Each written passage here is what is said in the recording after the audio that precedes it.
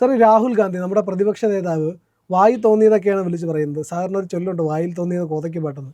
അതുപോലെ ഇപ്പോൾ ഒരു കുട്ടി വന്ന് സ്റ്റേജിൽ നിന്നിട്ടൊരു ചോദ്യം ചോദിച്ചു, AI പറ്റിയിട്ടാണ്. AIയും റോബോട്ടിക്സും അതൊക്കെ നമ്മുടെ എഡ്യൂക്കേഷനെ എങ്ങനെ സ്വാധീനിക്കും, എന്തൊക്കെയാണ് അതിൻ്റെ മാറ്റങ്ങൾ പ്രതീക്ഷിക്കുന്നത്, എന്തൊക്കെ വേണം, എന്തൊക്കെ ഒരു ഒരു വളരെ ഇന്നോവേറ്റീവ് ആയിട്ടുള്ള ഒരു ക്വസ്റ്റ്യൻ ഒരു കുട്ടി ചോദിക്കുമ്പോൾ നമ്മുടെ LOP ലീഡർ ഓഫ് ഓപ്പോസിഷൻ പറയുന്നത് പ്രൊഡക്ഷനാണ് കൂട്ടേണ്ടത്. അതുമായിട്ട് യാതൊരു ബന്ധമില്ലാത്ത മറ്റൊരു കാര്യം എഡ്യൂക്കേഷൻ, AI, റോബോട്ടിക്സ് ഇതൊക്കെ ചോദിക്കുമ്പോൾ എന്താണ് സാർ ഇങ്ങനെയുള്ള ഒരു മനുഷ്യൻ? പപ്പു എന്ന് വിളിക്കുന്നൊരു തെറ്റില്ലല്ലേ ഇപ്പോൾ? ഒരു തെറ്റുമില്ല. പപ്പു എന്നുള്ള യഥാർത്ഥ പപ്പുമാർ നമുക്കെതിരെ കേസ് കൊടുക്കാമെന്ന് വെച്ചാൽ മതി. യഥാർത്ഥ Pappu is not original Pappu. ഇത് കുഴപ്പം എന്താണെന്നറിയാമോ പ്രിയനീ, നമുക്കൊരു ദിവസത്തിൻ്റെ രാവിലെ നമ്മൾ എഴുന്നേൽക്കുമ്പോൾ പ്രഭാതം ഇങ്ങനെ പൊട്ടിവിടരും, സൺറൈസ് കാണും നമ്മൾ. ആ സൺറൈസ് കാണുമ്പോൾ തന്നെ ഒരു പ്ലസൻറ്റ് എക്സ്പീരിയൻസാണ്. നമുക്കറിയാം ഇന്നത്തെ ദിവസം കുഴപ്പമില്ല, നല്ല ദിവസമായിരിക്കും എന്നുള്ളത്. അപ്പോൾ ഒരു മനുഷ്യൻ്റെ ചെറുപ്രായത്തിലെ തൊട്ടുള്ള പെരുമാറ്റവും കുലീനതയും ഒക്കെ ചേരുമ്പോൾ അയാൾ മിടുക്കനാവും, ഉയർന്നു വരുന്നത് എത്ര പാവപ്പെട്ടവനാണെങ്കിലും.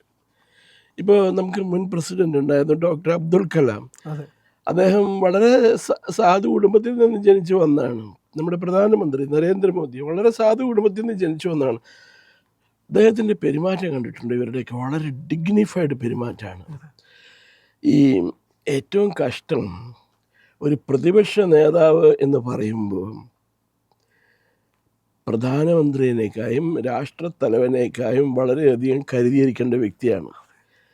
ഇദ്ദേഹത്തിന് ആ ബോധമൊന്നുമില്ല. ഇദ്ദേഹം എന്തൊക്കെയോ വിളിച്ചു പറയണു. അപ്പം ഞാൻ കഴിഞ്ഞ ദിവസം ഒരു റീൽസ് കണ്ടു. അദ്ദേഹത്തിൻ്റെ രാഷ്ട്രീയ ഗുരു എന്ന് വിശേഷിപ്പിക്കുന്ന KC വേണുഗോപാലിനോട് ആരോ ചോദിച്ചു രാഹുൽ ഗാന്ധിനെ എങ്ങനെയാണ് അങ്ങ് അസസ് ചെയ്യണമെന്ന്.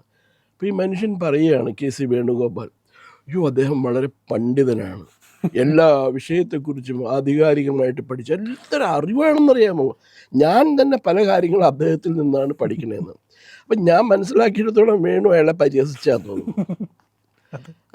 അല്ലാതെ നിവൃത്തിയില്ലല്ലോ പറയാനായിട്ട്. ഇപ്പോൾ ഈ പറഞ്ഞ പോലെ മറ്റേ ഫാമിലി റിട്ടൈനറായിട്ടാണ് ഇരിക്കുന്നത്. AICC സെക്രട്ടറി ആണെങ്കിലും ഫാമിലി റിട്ടൈനർ എന്നുള്ള രീതിയിലാണ് അയാൾ പറയുന്ന ചീത്ത അതൊക്കെ കേട്ട് കഴിയണം. അപ്പോൾ ഒരു പ്രതിപക്ഷ നേതാവിന്, ഇന്ത്യയിലെ ഏതെങ്കിലും പ്രതിപക്ഷ നേതാവ് വിദേശത്ത് പോയിട്ട് ഇങ്ങനെ ശുംഭത്തരം വിളിച്ച് പറയണത് കണ്ടിട്ടുണ്ടോ? നമുക്കൊരു നല്ല പ്രതിപക്ഷ നേതാവ് ഉണ്ടായിരുന്നു, അടൽ ബിഹാരി വാജ്പേയി പ്രധാനമന്ത്രി ആവുന്നതിന് മുമ്പ്. LK അദ്വാനി പ്രതിപക്ഷ നേതാവായിരുന്നു, സുഷമ സ്വരാജ്, അരുൺ ജെയ്റ്റ്ലി. ഇവരൊക്കെ വിദേശത്ത് പോയി കഴിഞ്ഞാൽ വളരെ aristocratic and dignified way of behaviour ആയിരുന്നു അവരുടെ. അവർ പറയുന്ന മറുപടി അതേ രീതിയിലായിരുന്നു. അവരോട് ഇന്ത്യയിലത്തെ സ്കാമിനെ പറ്റിയൊക്കെ ചോദിച്ചു കഴിഞ്ഞാൽ അവർ പറയും, I don't know anything about that, this is not a forum. ഇവിടെ വെച്ചിട്ടല്ല അത് സംസാരിക്കേണ്ടത്. ഞങ്ങളുടെ നാട്ടിൽ അങ്ങനെ പല പ്രശ്നങ്ങളുണ്ടാവും, നിങ്ങളത് ഊതി പെരുപ്പിക്കൊന്നും വേണ്ട. നിങ്ങളത് അറിയണമെങ്കിൽ അവിടെ ഇന്ത്യയിൽ വന്ന് ചോദിക്കണം. അത് ഞാനിപ്പോൾ ഇവിടെ വന്നേക്കണേ ഇന്ത്യയുടെ ഡെലിഗേറ്റ് ആയിട്ടാണ് വന്നേക്കണത്.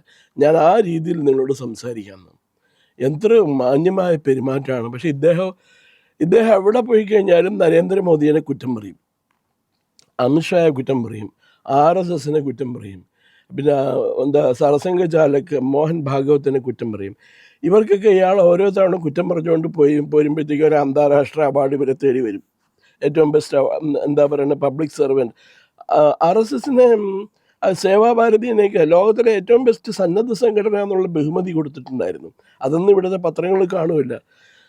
ഞാൻ ഒരിക്കൽ പറയാം, ഈ 2019 തെരഞ്ഞെടുപ്പിൽ ഇയാൾ ഒരു കോളേജിൽ, ബാംഗ്ലൂരിലാണ് തോന്നുന്നു, ഒരു കോളേജിൽ ഇയാൾ പ്രസംഗിക്കുകയാണ്. അപ്പോൾ ഏതൊരു വിദ്യാർത്ഥിനി അയാളോട് ചോദിച്ചു, ഇങ്ങനെ എങ്ങനെയാണ് തീരുമാനമെടുക്കാനായിട്ടുള്ള കഴിവുണ്ടാവുന്നത്. അത് വളരെ നല്ല ഒരു ചോദ്യമാണ്. തീരുമാനം എടുക്കണമെങ്കിൽ നമുക്ക് ആ വിഷയത്തെക്കുറിച്ച് ഗഹനമായ അറിവ് വേണം. ഇപ്പോൾ ഞാൻ ഉദാഹരണത്തിന് ഒരിക്കൽ യാത്ര ചെയ്യുമായിരുന്നു ഡൽഹിയിൽ നിന്ന് ഒരു ചാർട്ടേഡ് വിമാനത്തിൽ.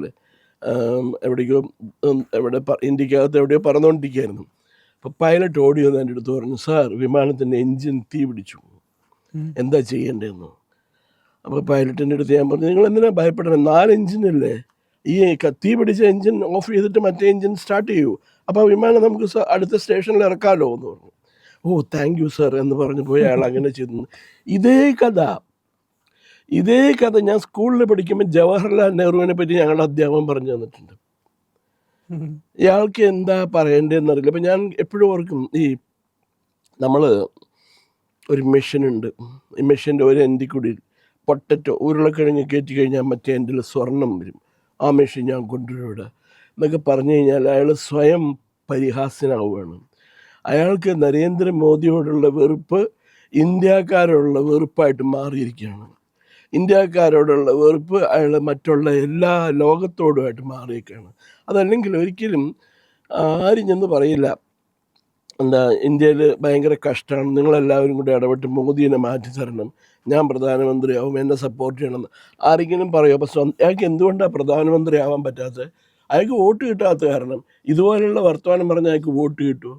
ഇയാൾ, ഞാൻ ഒരിക്കൽ പ്രിയനറിയോ കഥ, ഇവർ ചെറുപ്പത്തിലേ തൊട്ട് ഇയാളുടെ പെരുമാറ്റം ഇങ്ങനെയായിരുന്നു, വളരെ മോശം പെരുമാറ്റമായിരുന്നു ഇയാൾ കാരണം രാജീവ് ഗാന്ധിയുടെ ഏറ്റവും അടുത്ത സുഹൃത്തുണ്ട് കപൂർത്തല രാജകുടുംബത്തിൽ, അരുൺ സിംഗ് എന്ന് പറഞ്ഞത്.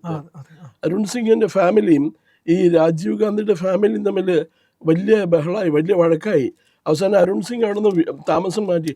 ഒരു കാലത്ത് ഇന്ത്യയിൽ ഏറ്റവും വലിയ പവർഫുള്ളായിട്ടുള്ള രണ്ട് വ്യക്തികളായിരുന്നു അരുൺ സിംഗും അരുൺ നെഹ്റുവും. Arun Singh Reckitt and Colman എന്ന് പറഞ്ഞ കമ്പനിയുടെ മാനേജിങ് ഡയറക്ടറായിരുന്നു. Arun Nehru Jenson and Nicholson എന്ന് പറഞ്ഞ കമ്പനിയുടെ മാനേജിങ് ഡയറക്ടറായിരുന്നു. എപ്പോഴും രാജീവ് ഗാന്ധിയുടെ കൂടെയുണ്ട്. അരുൺ സിംഗ് രാജീവ് ഗാന്ധിയുടെ പൊളിറ്റിക്കൽ സെക്രട്ടറി ആയിരുന്നു, പാർലമെൻ്ററി സെക്രട്ടറി ആയിരുന്നു. Arun Nehru minister for internal security ആയിരുന്നു. ഇവരെ അന്നത്തെ പരിസ്ഥിതി എനിക്കിപ്പോഴും ഒരു കാർട്ടൂൺ ഓർമ്മയുണ്ട്. Whenever you see this face എന്ന് പറഞ്ഞിട്ട് രാജീവ് ഗാന്ധിയുടെ ഫേസ് കൊടുക്കും, think of us Arun and Arun. അപ്പോൾ അത് ജെൻസൺ ആൻഡ് നിക്കോൾസൺ എന്ന് പറഞ്ഞ കമ്പനിയുടെ പെയിൻറ്റ് പരസ്യമാണ്. Whenever you see colour think of us Jenson and Nicholson. അത് അത്ര വലിയൊരു ഹിറ്റായ പരസ്യമായിരുന്നു അത്. അപ്പോൾ ഈ രാജീവ് ഗാന്ധി എത്രാമത്തെ വയസ്സിൽ പ്രധാനമന്ത്രിയായി? രാജീവ് ഗാന്ധി 40 വയസ്സാവുന്നതിന് മുമ്പ് ഇന്ത്യൻ പ്രധാനമന്ത്രിയായി. ഇപ്പോഴത്തെ നോക്കൂ, യോഗി ആദിത്യനാഥ് 52 വയസ്സും 51 വയസ്സൊക്കെ ആയിട്ടുള്ളൂ, ഇന്ത്യൻ മുഖ്യമന്ത്രിയായി. ഹിമന്ത ബിശ്വ ശർമ്മ 50കളിലാണ്. മറ്റേ പുഷ്കർ ധാമി 40-45 വയസ്സ് ഏറ്റവും പ്രായമുള്ളൂ. എല്ലാവരും ചെറുപ്രായക്കാരാണ്. അതിലുള്ളത് ഇത്തിരി പ്രായം കൂടിയതാണ് എനിക്ക് തോന്നുന്നു ഭജൻലാൽ ശർമ്മയാണെന്ന് തോന്നുന്നു, 60 വയസ്സിനടുത്ത് പ്രായമുണ്ട്. ഇയാൾ അവരോടൊക്കെയാണ് മത്സരിക്കാൻ പോണത്. ഇയാൾ പാർലമെൻറ്റിൽ പ്രസംഗിക്കുന്നത് കണ്ടിട്ടുണ്ടോ? ഞാൻ കുറ്റം പറയണതല്ല, കാരണം പാർലമെൻറ്റിലൊക്കെ വരുമ്പോൾ you should have done a lot of homework. എത്ര കാര്യങ്ങൾ എക്സ്റ്റംബറായിട്ട് സംസാരിക്കണം. പ്രധാനമന്ത്രി പ്രസംഗിക്കുന്നത് കണ്ടിട്ടില്ലേ? പ്രസിഡൻറ്റിൻ്റെ ഇരുസഭകളോടുള്ള അഡ്രസ്സിന് നന്ദി സൂചകം ആയിട്ട് പ്രസംഗിക്കും. അവിശ്വാസ പ്രമേയ ചർച്ചയിൽ പങ്കെടുത്ത് സംസാരിക്കും. അദ്ദേഹം ഓരോരുത്തരെയും പേരെടുത്ത് പറഞ്ഞിട്ടാണ് പ്രസംഗിക്കാറുള്ളത്. അപ്പോൾ ഒരിക്കൽ എനിക്ക് നല്ല ഓർമ്മയുണ്ട്, അദ്ദേഹത്തിന് ഏറ്റവും വലിയ രാഷ്ട്രീയ എതിരാളിയായിരുന്നു മുലായം സിംഗ് യാദവ്. മുലായം സിംഗ് ജി ആപ്നെ ബോലാ ഹെ ഓ ഐസാ ഹി ഹം കരേംഗെ, definitely we will do that. അങ്ങ് പറഞ്ഞ പോലെ തന്നെ ഞങ്ങൾ ചെയ്യാം. അതുപോലെ ഈ തൃണമൂൽ കോൺഗ്രസിൻ്റെ ഒരു സൗഗത് റോയ് ഉണ്ട്. അദ്ദേഹത്തിന് ഈ മോദിയെ തീരെ ഇഷ്ടമല്ല. പക്ഷെ അദ്ദേഹം നിശ്ചിതമായിട്ട് വിമർശിക്കുമ്പോൾ അദ്ദേഹം പറയും, we will try to resolve that issue. ഞങ്ങൾ ആ പ്രശ്നം പരിഹരിക്കാനായിട്ടുള്ള നടപടികൾ സ്വീകരിച്ചു കഴിഞ്ഞിരിക്കുന്നു. ഒരിക്കലും അദ്ദേഹം ആരും മേലെ തട്ടിക്കയറിയിട്ടില്ല. ഇവിടുന്ന് കേരളത്തിൽ നിന്ന് പോയ കുറേ മഫന്മാർ അവിടെ നിന്ന് വേണ്ടാതിനും പറയുമ്പോൾ അദ്ദേഹം ശ്രദ്ധിക്കാറ് കൂടിയില്ല. ഇപ്പോൾ എല്ലാ രാഷ്ട്രീയ നേതാക്കന്മാർ, പ്രതിപക്ഷത്തുള്ള കോൺഗ്രസിന് ഒരു കാലത്ത് നല്ല രാഷ്ട്രീയ നേതാക്കന്മാരുണ്ടായിരുന്നു. Also Antony was a good leader. AK Antony, നമ്മൾ ഇതൊക്കെ പറഞ്ഞാൽ കഴിവൊന്നുമില്ലാത്ത മനുഷ്യനാണ് നമ്മൾ പറയുമെങ്കിലും Antony was a good leader. അയാൾ ഒരു ലാഫിങ് സ്റ്റോക്കാക്കി മാറ്റിയത് സോണിയാഗാന്ധിയും ഈ കുടുംബവും കൂടി ചേർന്ന് കഴിഞ്ഞിട്ടാണ്.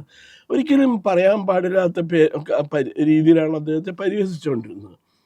എനിക്കറിയില്ല എന്തുകൊണ്ടാണ് അദ്ദേഹം ഈ തൻ്റെ പകുതി പ്രായം പോലും, പകുതിയല്ല 86 വയസ്സ് പറ്റുണ്ട് ആൻ്റണിക്ക്. ഇയാൾ 55-56 വയസ്സ് പറ്റായി.